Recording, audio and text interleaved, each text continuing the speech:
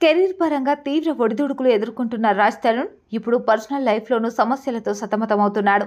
లావణ్య కేసులో అతనికి శిక్ష పడితే రాజ్తో సినిమాలు కమిట్ అయిన దర్శక నిర్మాతలకు ఇబ్బందులు తప్పవు. అయితే ఒకానొక దశలో రాజ్ తరుణ్ ఆత్మహత్య చేసుకోవాలనుకున్నారట.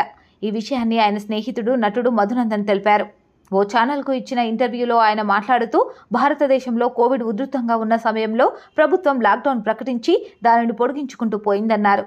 అయితే గోవాకు విహారయాత్ర నిమిత్తం వెళ్లిన రాజ్ తరుణ్ కుటుంబం లాక్డౌన్ కారణంగా అక్కడే చిక్కుకుపోయారు. ఏకంగా 2 నెలలు లాక్డౌన్ ఉండటంతో రాజ్ తరుణ్ హైదరాబాద్లోని తన ఇంట్లో ఒంటరిగా ఉండిపోయాడని మధునందన్ తెలిపారు.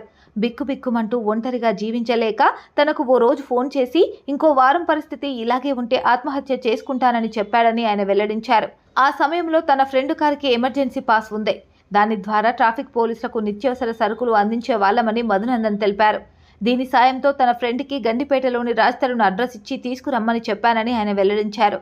క్యాబ్ పెట్టుకుని కూర్చున్న రాజ్ని చూసి తన ఫ్రెండ్ షాక్ అయ్యాడని మధునందన్ తెలిపారు.